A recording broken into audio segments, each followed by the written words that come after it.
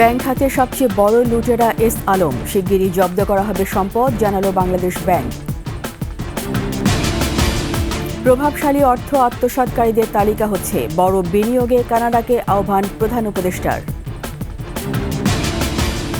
রাজনীতিতে ফিরল জামায়াত, আন্দোলন নস্যাৎ করতে নিষিদ্ধ করা হয়েছিল বললেন আইন উপদেষ্টা।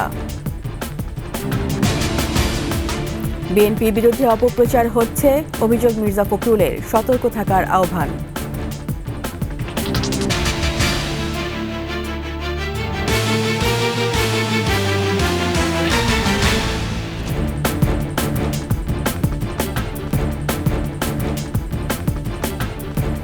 শুনছিলেন ফার্স্ট সিকিউরিটি ইসলামী ব্যাংক পিএলসি সংবাদ শিরোনাম। আমন্ত্রণ 21 সংবাদের সাথে আছি আমি রীতা চৌধুরী।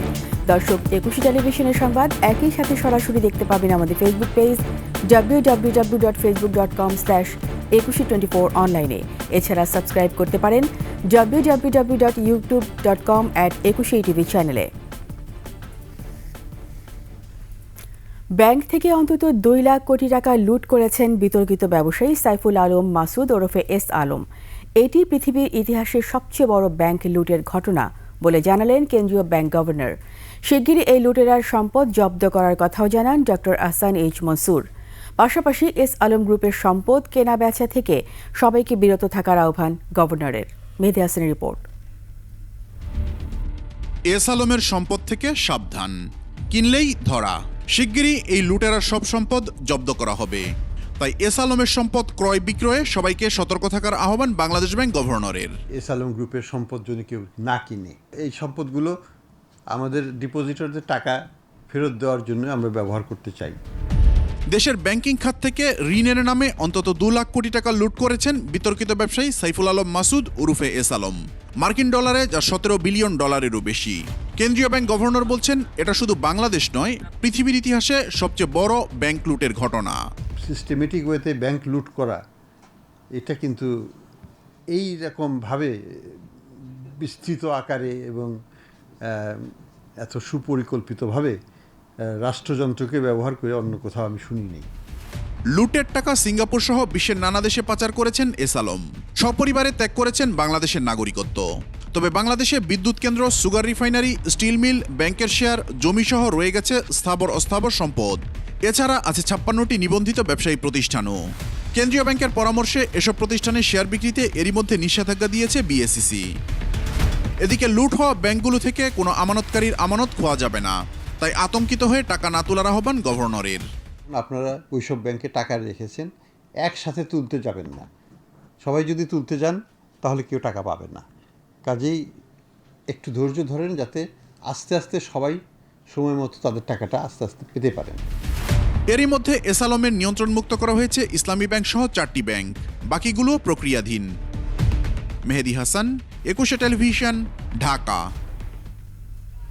আন্দোলনের মুখে পদত্যাগ করা শেখ হাসিনা সরকারের শাসন আমলে অসাধু ব্যবসায়ী ও প্রভাবশালী ব্যক্তি যারা নামে বেনামে টাকা ঋণ ও আত্মসাৎ করেছেন, তারা হিসাব করা হচ্ছে বলে জানিয়েছেন প্রধান উপদেষ্টার কার্যালয়। বুধবার প্রধান উপদেষ্টার প্রেস উইং থেকে পাঠানো সংবাদ বিজ্ঞপ্তিতে জানানো হয়, কিছু অসাধু ব্যবসায়ী ও প্রভাবশালী ব্যক্তি সাম্প্রতিক বছরগুলোতে ব্যাংকিং খাতে ব্যাপক দুর্নীতি ও প্রতারণার মাধ্যমে নামে বেনামে বিপুল পরিমাণ অর্থ আত্মসাৎ করেছেন এবং তা বিদেশে পাচার করেছেন, যার সঠিক পরিমাণ নির্ণয়ের কাজ চলমান। বিজ্ঞপ্তিতে বলা হয়, এ ধরনের দুর্নীতি ও অর্থ পাচারের সঙ্গে সংশ্লিষ্ট ব্যাংক ও আর্থিক প্রতিষ্ঠানগুলো ইতিমধ্যে সংস্কার কাজ শুরু হয়েছে। ব্যাংকগুলোর নতুন ব্যবস্থাপনা কর্তৃপক্ষের মাধ্যমে আত্মসাৎ হওয়া অর্থের প্রকৃত তথ্য সংগ্রহ করা হবে বলেও জানানো হয় বিজ্ঞপ্তিতে। ক্ষমতাচ্যুত স্বৈরাচারী শাসনের পর অর্থনৈতিক শৃঙ্খলা ফিরিয়ে এনে দেশ পুনর্গঠন ও বিনিয়োগে বিশ্ব নেতাদের সহায়তা চেয়েছেন প্রধান উপদেষ্টা অধ্যাপক মোহাম্মদ ইউনূস। বিচার বিভাগ, পুলিশ, নির্বাচন কমিশন, কর প্রশাসন এবং ভূমি নিবন্ধনের ক্ষেত্রে গুরুত্বপূর্ণ সংস্কার করতে জাতিসংঘের উন্নয়ন কর্মসূচির সমর্থন চান প্রধান উপদেষ্টা। বিস্তারিত জানাচ্ছেন প্রণব চক্রবর্তী। রাষ্ট্রীয় অতিথি ভবন যমুনায় প্রধান উপদেষ্টা অধ্যাপক মোহাম্মদ ইউনূসের সাথে সৌজন্য সাক্ষাৎ করেন ঢাকায় কানাডার হাই কমিশনার লিলি নিকলস। এ সময় দেশটির শীর্ষ রাজনৈতিক ব্যক্তিত্ব এবং উন্নয়ন সংস্থা সহ কানাডার সাথে তার দীর্ঘ সম্পর্কের কথা স্মরণ করেন প্রধান উপদেষ্টা। বলেন, তার গল্প কানাডার স্কুলের পাঠ্যপুস্তকে অন্তর্ভুক্ত করা হয়েছে। আর কানাডিয়ান হাইকমিশনার জানান, কানাডা বাংলাদেশে সার ও নিত্য প্রয়োজনীয় পণ্য সরবরাহের মাধ্যমে খাদ্য নিরাপত্তা জোরদার করতে আগ্রহী। পরে প্রধান উপদেষ্টার সাথে দেখা করেন মালয়েশিয়ার হাইকমিশনার হাজনা মোহাম্মদ হাশিম। এ সময় আসিয়ানের সদস্য হতে বাংলাদেশের জন্য মালয়েশিয়ার সমর্থন চেয়েছেন প্রধান উপদেষ্টা অধ্যাপক মোহাম্মদ ইউনূস। ব্যবসাসহ দুদেশের সম্পর্ক আরও জোরদার করার তাগিদ দেন মালয়েশিয়ার হাইকমিশনার। অন্তর্বর্তী সরকারকে সহায়তায় প্রস্তুত ফ্রান্সও। দেশটির রাষ্ট্রদূত মেরি মাসদুপুই প্রধান উপদেষ্টার সঙ্গে সৌজন্য সাক্ষাৎ করে একথা জানান। ফরাসি প্রেসিডেন্ট ইমানুয়েল ম্যাক্রোর পক্ষ থেকে ফ্রান্স সফরের আমন্ত্রণ জানান ড ইউনূসকে। বাংলাদেশে 3টি সোলার পার্ক স্থাপন এবং দেশের 15টি বজ্রপ্রবণ জেলায় লাইটেনিং অ্যারেস্টার স্থাপনে আগ্রহের কথাও জানায় ফ্রান্স। প্রধান উপদেষ্টার সাথে সাক্ষাৎ করেন ইউএনডিপির আবাসিক প্রতিনিধি স্টেফান লিলার। এ সময় বিচার বিভাগ, পুলিশ, নির্বাচন কমিশন, কর প্রশাসন এবং ভূমি নিবন্ধনের ক্ষেত্রেও গুরুত্বপূর্ণ সংস্কার করতে জাতিসংঘের উন্নয়ন কর্মসূচির সমর্থন চান অধ্যাপক ইউনূস। এ সময় বাংলাদেশের রপ্তানি বহুমুখীকরণ প্রচেষ্টা, সবুজায়ন, ব্যবসা সহজীকরণে সহায়তা এবং জলবায়ু পরিবর্তনের বিরুদ্ধে লড়াইয়ে সহায়তা করতে প্রস্তুত বলে জানান ইউএনডিপি প্রতিনিধি। প্রণব চক্রবর্তী, 21 টেলিভিশন, ঢাকা। জামায়াত ও ছাত্র শিবির নিষিদ্ধের সিদ্ধান্ত বাতিল করে প্রজ্ঞাপন জারি করেছে সরকার। বুধবার এই প্রজ্ঞাপন প্রকাশ করে স্বরাষ্ট্র মন্ত্রণালয়। এই আদেশে স্বস্তি প্রকাশ করেছেন দলটির আমির ডাক্তার শফিকুর রহমান। মাহমুদ হাসানের প্রতিবেদন। 1 আগস্ট নির্বাহী আদেশে জামায়াত ও ছাত্র শিবিরকে নিষিদ্ধ করে তৎকালীন আওয়ামী লীগ সরকার। বুধবার সেই আদেশ বাতিল করে প্রজ্ঞাপন জারি করে স্বরাষ্ট্র মন্ত্রণালয়। জামায়াতের আইনজীবী শিশির মনির বলেন, প্রতিরক্ষা গোয়েন্দা মহাপরিদপ্তর এনএসআই ও এসবির রিপোর্টে জামায়াত সন্ত্রাসী কর্মকাণ্ডে জড়িত এমন তথ্য না পাওয়ায় জামায়াত নিষিদ্ধের আদেশ বাতিল করা হয়েছে। যে নিষিদ্ধের আদেশটি দেওয়া হয়েছিল 1 আগস্ট, এটি প্রত্যাহার হয়নি, এটি বাতিল হয়েছে। যে কারণে ওনারা নিষিদ্ধ করেছিলেন, সবগুলো রিপোর্টে একই ধরনের রিপোর্ট এসেছে যে সন্ত্রাসী কর্মকাণ্ডের সঙ্গে জড়িত এই ধরনের কোনো বিশ্বাসযোগ্য কোনো কিছুই কেউ খুঁজে পাননি। ভিত্তিহীনভাবে তখন নিষিদ্ধ ঘোষণা করা হয়। আমরা যেটা আগেই বলেছিলাম যে আসলে এটি ছিল অসৎ উদ্দেশ্য প্রণোদিত। জামায়াত শিবির নিষিদ্ধের আদেশ বাতিলের সিদ্ধান্তে স্বস্তি প্রকাশ করেছেন দলটির আমির। অনাকাঙ্ক্ষিতভাবে এ মাসের 1 তারিখ হঠাৎ করে আমাদেরকে নিষিদ্ধ ঘোষণা করা হয়। যে ছাত্র সংগঠনটি আমাদেরকে ভালোবাসে, আমরা যাদেরকে ভালোবাসি, তাদেরকেও নিষিদ্ধ করা হয়। আজকে আল্লাহ শুকরিয়া আদায় করছি, আমাদের উপর যে জুলুম করা হয়েছিল, সর্বশেষ জুলুম আমাদেরকে নিষিদ্ধ করে, সেটা ইতিমধ্যে প্রত্যাহার হয়েছে। আলহামদুলিল্লাহ। তিনি বলেছেন, সবাই মিলে বাংলাদেশ, ধর্ম কিংবা দলের ভিত্তিতে দেশকে বিভক্ত করা অন্যায়। আমরা সবাই মিলেই বাংলাদেশ। এখানে ধর্ম কিংবা দলের ভিত্তিতে বাংলাদেশকে বিভক্ত করা চরম অন্যায়। আমরা সমাজের সব দিক থেকে হাতগুলাকে এক জায়গায় নিয়ে আসি আর একটা শপথ নিই যে আমরা জাতীয় স্বার্থে এক। যেখানে জাতির স্বার্থ জড়িত সেখানে বিভক্তি একেবারেই অগ্রহণযোগ্য। এই জায়গাটায় আমাদেরকে অবশ্যই ঐক্যবদ্ধ হতে হবে। নির্ভয়ে সবাই দায়িত্ব পালন করতে পারবেন এমন দেশ গড়ার কথা জানান জামায়াতের আমির। আপনাদের কলম মুক্ত হোক, শানিত হোক। মাহমুদ হাসান, 21 টেলিভিশন, ঢাকা। ছাত্র জনতার বিপ্লবকে সন্ত্রাসী আখ্যা দিয়ে জামায়াত ইসলামী ও ইসলামী ছাত্র শিবির নিষিদ্ধ করেছিল আওয়ামী লীগ সরকার। বর্তমান সরকার এই সিদ্ধান্তের অংশ হতে পারে না বলে মন্তব্য করেছেন আইন উপদেষ্টা ডক্টর আসিফ নজরুল। পাশাপাশি দল হিসাবে আওয়ামী লীগকে নিষিদ্ধ করা সমীচীন হবে না বলে মনে করেন আইন উপদেষ্টা। তৌহিদুর রহমানের রিপোর্ট। ছাত্র জনতার উত্তাল আন্দোলনের এক পর্যায়ে জামায়াত ও শিবিরকে নিষিদ্ধ করেছিল পতিত আওয়ামী লীগ সরকার। বুধবার দলটির নিষিদ্ধের আদেশ প্রত্যাহারের প্রজ্ঞাপন জারি করা হয়। বিষয়টি নিয়ে আইন উপদেষ্টা ডক্টর আসিফ নজরুল বলেন, ছাত্র জনতার আন্দোলনে বেশ কয়েকশো মানুষ নিহত হয়েছেন। সে বিজয়কে নস্যাৎ করতে জামাত নিষিদ্ধ করেছিল হাসিনা সরকার। আমার পার্সোনাল ওপিনিয়ন হচ্ছে এটা আওয়ামী লীগ জামাতকে চাপে রেখে তাদের কথা মতো চলতে বাধ্য করার একটা প্রক্রিয়া হিসেবে নিয়েছিল। আওয়ামী লীগের রাষ্ট্রীয় ক্ষমতার দোর্দণ্ড প্রতাপে ছিল, কখনোই নিষিদ্ধ করে নাই। যখন ছাত্র জনতার বিপ্লবে যখন আওয়ামী লীগের প্রায় পরাজিত এবং পরাভূত হওয়ার মতো অবস্থা হয়েছে, তখন আপনার এই পুরা বিপ্লবটাকে, পুরা অভ্যুত্থানটাকে সন্ত্রাসী কর্মকাণ্ড আখ্যায়িত করে অবাধে দমন নিপীড়ন চালানোর একটা পর্যায়ে জামাতকে নিষিদ্ধ করেছে। সেটা তো কোনো নীতিগত অবস্থান হতে পারে না। আওয়ামী লীগকে নিষিদ্ধ করার দাবিতে তিনি একমত নন বলেও জানান আইন উপদেষ্টা। আমাদের অ্যাটর্নি জেনারেল অফিস থেকে যখন আওয়ামী লীগকে নিষিদ্ধ করার একটা দাবি উঠেছে হাইকোর্টে, সেই অফিস থেকে এটার প্রতিবাদ করা হয়েছে, এটার বিপক্ষে দাঁড়িয়েছে।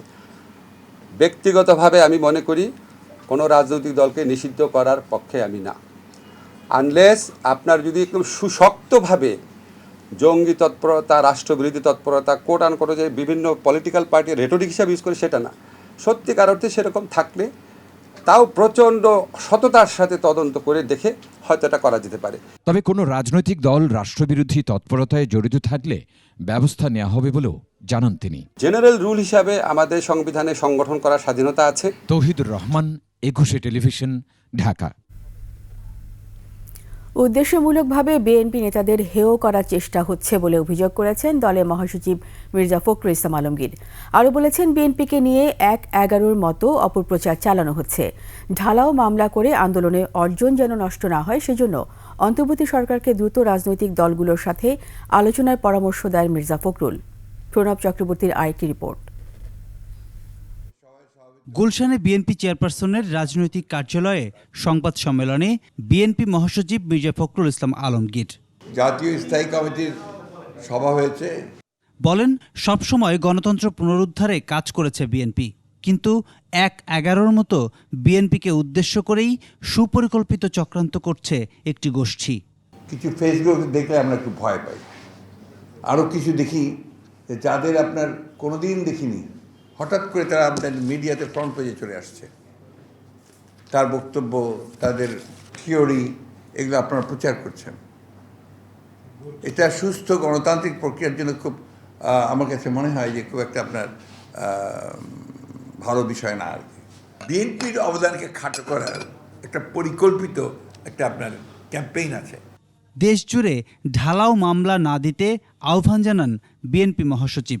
এমন কোনো মামলা দেবেন না যে মামলাতে কোনো সারবস্তু থাকবে না, এবং সব মামলায় কেন্দ্রীয় নেতৃবৃন্দকে আপনার জড়িত করে মামলা দেওয়া, এটাই বোধহয় সমীচীন নয়। জেলা প্রশাসকের বিরুদ্ধে মামলা দিয়ে দিচ্ছে, এটা ঠিক না। যতটা সম্ভব এই সরকারের সঙ্গে সহযোগিতা করে, প্রশাসনের সঙ্গে সহযোগিতা করে একটা স্টেবিলিটি নিয়ে আসা।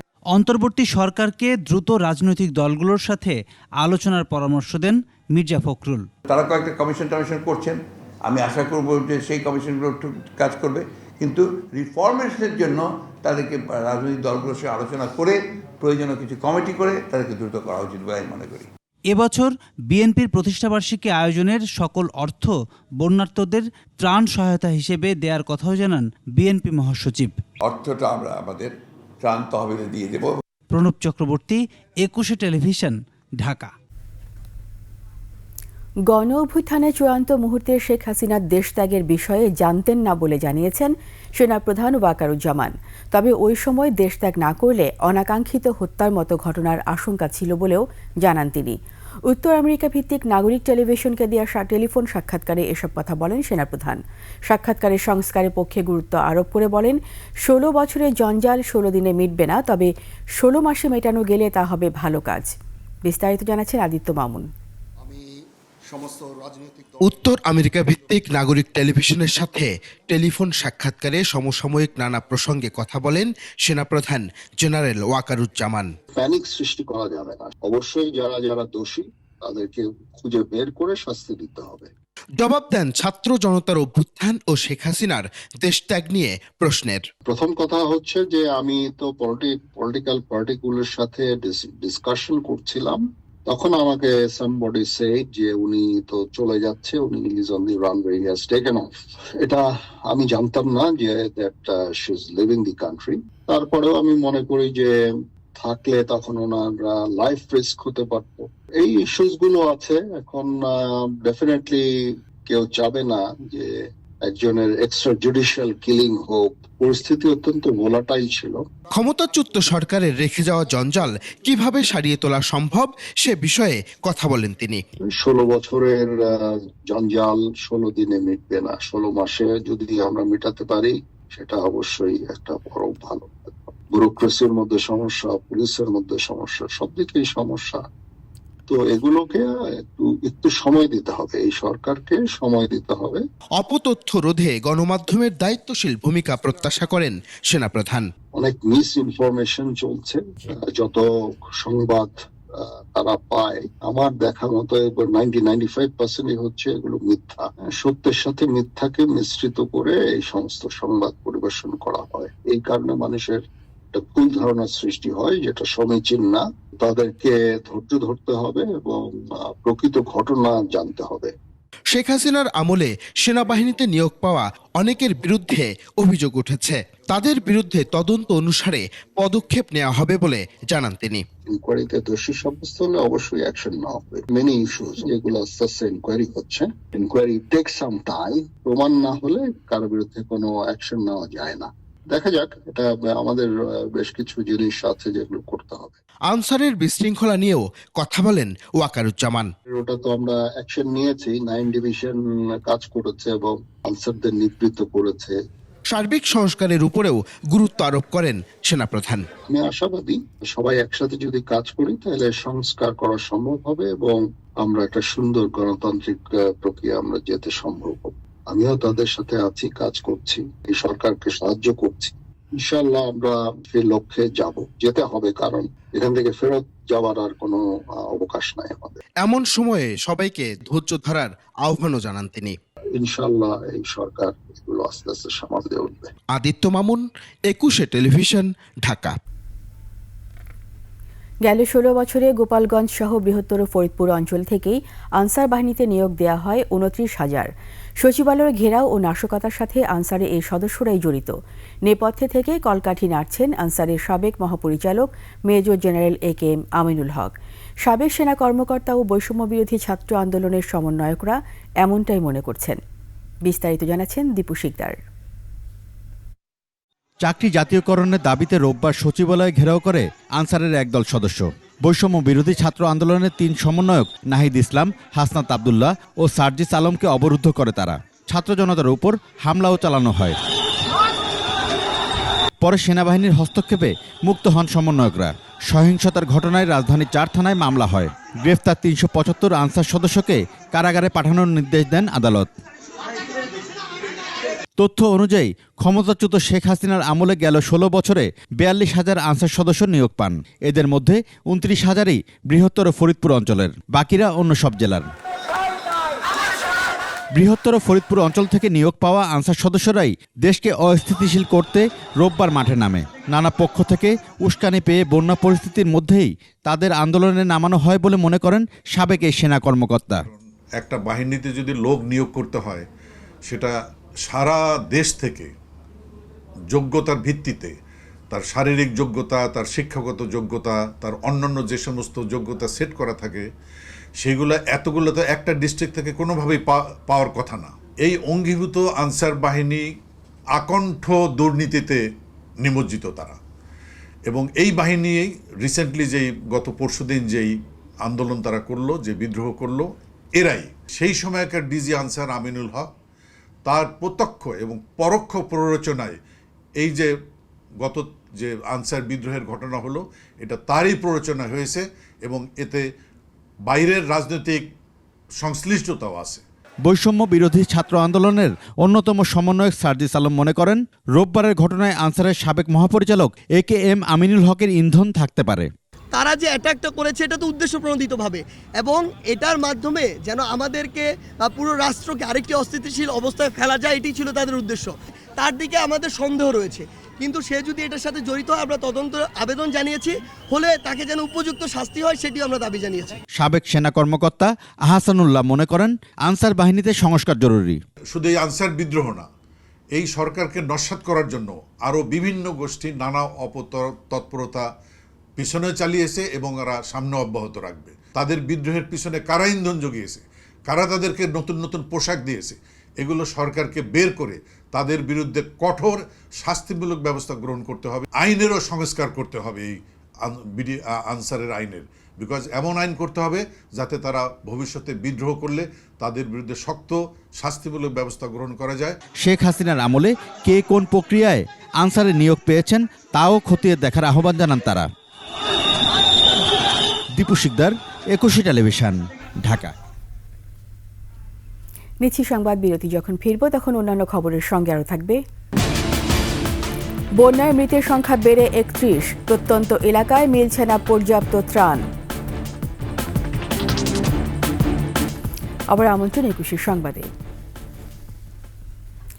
ফেনীতে বন্যা পরিস্থিতির কিছুটা উন্নতি হলেও অবনতি হয়েছে নোয়াখালী ও লক্ষ্মীপুরে। তলিয়ে থাকা এলাকায় পানি বাড়ার সাথে সাথে প্লাবিত হচ্ছে নতুন নতুন এলাকা। দুর্ভোগ বেড়েছে বানভাসী মানুষের, দেখা দিয়েছে খাবার পানি, পানি বিশুদ্ধকরণ ট্যাবলেট ও ওষুধের সংকট। প্রতিনিধিদের সহায়তায় ডেস্ক রিপোর্ট। সপ্তাহ ধরে দেশের 11 জেলায় চলমান বন্যায় মানুষের দুর্ভোগ কমেই বাড়ছে। সবচেয়ে বেশি দুর্ভোগে ফেনী, নোয়াখালী, লক্ষ্মীপুর ও কুমিল্লার বানভাসীরা। উজানের ঢলে বন্যায় সবচেয়ে বেশি ক্ষতিগ্রস্ত ফেনীর ছাকুলনাইয়া, ফুলগাজী, পরশুরাম, ফেনী সদর, দাগনভুয়া ও সোনাগাজী উপজেলা। এসব এলাকায় পানি নামতে শুরু করলেও কমেনি দুর্ভোগ। জেলা প্রশাসনের তথ্য মতে এবারের বন্যায় ৮ লাখ মানুষ ক্ষতিগ্রস্ত। আশ্রয়কেন্দ্রে ওঠেন ১.৫ লাখ মানুষ। পানি কমায় অনেকেই আশ্রয়কেন্দ্র ছেড়ে ফিরছেন বাড়িতে। কুমিল্লার বুড়িচংয়ের বিভিন্ন স্থানে বন্যা পরিস্থিতির উন্নতি হলেও প্লাবিত হচ্ছে ব্রাহ্মণপাড়া উপজেলার নতুন নতুন এলাকা। দুর্গতদের ত্রাণ সহায়তা দিয়ে কাজ করছে সরকারি বেসরকারি প্রতিষ্ঠান। আমাদের নৈতিক দায়িত্বটা এখানে আছে। আমরা পুনর্বাসনের জন্য আমরা ওয়ার্ড লেভেলে, ইউনিয়ন লেভেলে এবং বিশেষ করে আমরা প্রতিটি গ্রামে যাওয়ার জন্য তাদেরকে কিভাবে পুনঃসংস্কার করা যায়। সরকারি এবং বেসরকারিভাবে বিভিন্ন ধরনের খাবার পেয়েছি, তবে তার মধ্যে চিড়ামুড়ির সংখ্যা অনেক বেশি, চিড়ামুড়ি গুড়ের সংখ্যাটা অনেক বেশি, শিশু খাদ্য আছে এবং স্যানিটারি কিটও, হাইজিন কিটও আছে। উজানের পানির চাপ থাকায় নোয়াখালীতে বন্যা পরিস্থিতির কোথাও উন্নতি আবার কোথাও অবনতি হয়েছে। এর মধ্যে জেলা শহর মাইজদি সহ সদর উপজেলার বন্যা পরিস্থিতির আরও অবনতি হয়েছে। রয়েছে ত্রাণ না পাওয়ার অভিযোগ। আমরা 3 দিন ধরে এখানে পড়ে আছি, বাড়িতে একটা পানি, এরপরে কোনো সহায়তা পাইতেছি না। আমার গরু ছাগল সব ডুবি শেষ। এদিকে সাগরে অতিরিক্ত জোয়ার থাকায় হাতিয়ার, ঘাসিয়ার চর, ঢালচর, নিঝুম দ্বীপ সহ প্রায় সবগুলো চর হাঁটু পানিতে তলিয়ে গেছে। জেলার 1169টি আশ্রয়কেন্দ্রে উঠেছে। বন্যা পরিস্থিতির অবনতি হচ্ছে লক্ষ্মীপুরেও। প্লাবিত হয়েছে 5 উপজেলার 60টি গ্রাম। পানি উঠেছে পৌরসভার বেশিরভাগ এলাকায়। পানি বাড়তে থাকায় আরও নতুন নতুন এলাকাও প্লাবিত হচ্ছে। পানিবন্দী 8 লাখের বেশি মানুষ। পর্যাপ্ত নৌকা না থাকায় ত্রাণ পাচ্ছে না দুর্গম এলাকার বানভাসীরা। আমরা গরু ছাগল লই বাড়ি আছি, আমরা খাওয়া দাওয়া বার করি আনতে পারি নাই, গরুর খাদ্য বার করি আনতে পারি না, আমাদের খাদ্য বার করতে পারি নাই। আমরা কিছু খাইতেও পারি না, কিন্তু বাড়িতে আমাদের রান্না বাড়া সব বন্ধ, আমাদের চুলা টুলা সবাই পানি দিয়ে গেছে। এদিকে মৌলভীবাজারে বানের পানি নামতে শুরু করায় বন্যা পরিস্থিতির উন্নতির দিকে। তবে কমলগঞ্জ, কুলাউড়া, ঝুরি উপজেলায় এখনও পানিবন্দী অনেক মানুষ। খুরশিদ আলম মুকুল, ডেস্ক রিপোর্ট, একুশে টেলিভিশন। এদিকে বন্যায় এ পর্যন্ত ৩১ জন মারা গেছেন বলে জানিয়েছে দুর্যোগ ব্যবস্থাপনা মন্ত্রণালয়। সংবাদ সম্মেলনে মন্ত্রণালয়ের সচিব আলী রেজা জানিয়েছেন, আগামী 24 ঘন্টায় বন্যা পরিস্থিতি উন্নতি হতে পারে। রাস্তাঘাটের ব্যাপারে এলজিইডি কাজ করছে, রোডস অ্যান্ড হাইওয়ে কাজ করছে। আমরা এই সমস্ত অ্যাসেসমেন্ট নিয়ে আমরা একটা সমন্বয় সভা করব, তারপরে প্রয়োজনীয় নির্দেশনা আমরা এটা দেবো। অর্থ মন্ত্রণালয় থেকে কিন্তু আমাদের কাছে হিসাবটা চাচ্ছে, আমরা এই কাজগুলি করছি এবং সমন্বয়ের মাধ্যমে আমরা যে সমস্ত জায়গায় ক্ষতি হয়েছে সেই ক্ষতিটা পুষিয়ে ওঠার জন্য কিংবা রিহ্যাবিলিটেশনের জন্য যা যা করার সেই কাজগুলো আমরা করব। বন্যা দুর্গত মানুষের পাশে দাঁড়াতে ঢাকা বিশ্ববিদ্যালয় টিএসসিতে চলছে গণত্রাণ কর্মসূচি। বৈষম্য বিরোধী ছাত্র আন্দোলনের এই মানবিক উদ্যোগে দিনরাত কাজ করছেন শিক্ষার্থীরা। তাদের এই কর্মযজ্ঞে যোগ দিয়েছেন সাধারণ মানুষও। সেখান থেকে ঘুরে এসে বাকিটা জানাচ্ছেন মাহতাব মিনহাজ। গণত্রাণ কর্মসূচির সবশেষ খবর জানাতে সংবাদ সম্মেলনে আসেন বৈষম্য বিরোধী ছাত্র আন্দোলনের সমন্বয়করা। বৈষম্য বিরোধী ছাত্র আন্দোলনের এই গণত্রাণ সংগ্রহ কর্মসূচির এ সময় তারা ত্রাণের মোট তহবিল সহ আয় ব্যয়ের হিসাব তুলে ধরেন। গত 22/8/2024 সাল থেকে 28/8/2024 রাত 9টা পর্যন্ত আমাদের নগদ অর্থ 6,68,50,100 টাকা সংগ্রহ করা হয়। ব্যাংকে ঢাকা ইউনিভার্সিটির শাখায় সেখানে আজকে আমরা নগদ ক্যাশ জমা দিয়েছি 5,84,17,147 টাকা। মধ্যরাত পর্যন্ত সাধারণ শিক্ষার্থীদের ত্রাণ কর্মসূচিতে অংশগ্রহণ করতে দেখা যায়। এই কাজটা আমরা হাসি মুখে গ্রহণ করে নিচ্ছি, যতই কষ্ট হোক না কেন। পানিটাকে যেন আমি বিশুদ্ধকরণ করে খাইতে পারি, সেটার জন্য যে ফিটকিরি বা ট্যাবলেট আছে সেই জাতীয় জিনিসগুলো দিতে পারেন আপনারা, এটাই হচ্ছে আপনাদের প্রতি আহ্বান। এ সময় শিক্ষার্থীদের সহায়তা করতে বিভিন্ন শ্রেণী পেশার পাশাপাশি তৃতীয় লিঙ্গের মানুষকেও দেখা যায়। এখন বাংলাদেশের মানুষ বিপদগ্রস্ত, সেই হিসাবে আমি একটা মানুষ হিসাবে মানুষের পাশে দাঁড়ানোর জন্য এখানে আসা। আর এখানে আছে, আমি প্রথম দিন থেকে এখানে আছি, আর যতদিন থাকার ইচ্ছে এখানে কাজ চলবে ততদিন থাকবো। এখানকার যত স্টুডেন্ট আছে তাদের সবার জন্য আমি বাসা থেকে চাটা নিয়ে আসছি। আমি একজন অভিনেত্রী, আমি আজকে থেকে এখানে কাজ করছি না। টিএসসিতে আজকে 8 দিন হচ্ছে, 3 দিন রাতে আমি এখানে থেকেছি। টিএসসির এই গণত্রাণ কর্মসূচি দুর্যোগের শেষ পর্যন্ত চলমান থাকবে বলে জানান বৈষম্য বিরোধী ছাত্র আন্দোলনের সমন্বয়করা। মাহতাব মিনহাজ, 21 টেলিভিশন, ঢাকা। এরই সাথে শেষ করছি 21 সংবাদ। যাবার আগে ফার্স্ট সিকিউরিটি ইসলামী ব্যাংক পিএলসি সংবাদ শিরোনামগুলো আরও একবার। ব্যাংক খাতের সবচেয়ে বড় লুটেরা এস আলম, শিগগিরই জব্দ করা হবে সম্পদ, জানালো বাংলাদেশ ব্যাংক।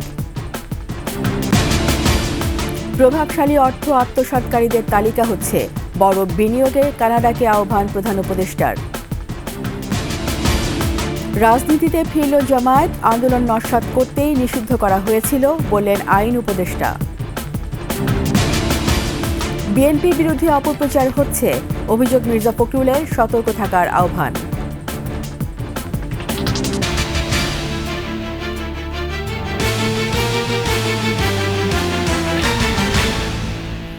সবশেষ সংবাদ জানতে ডায়াল করুন 2024 নম্বরে আর ভিজিট করুন 21-tv.com এই ওয়েবসাইটে। এছাড়া ফেসবুকে ভিজিট করতে পারেন www.facebook.com/2124 অনলাইনে। সাবস্ক্রাইব করতে পারেন www.youtube.com/21tv চ্যানেলে। এতক্ষণ সঙ্গে থাকার জন্য সবাইকে ধন্যবাদ। পরবর্তী সংবাদ দেখার আমন্ত্রণ রইল। 21-এর সাথেই থাকুন।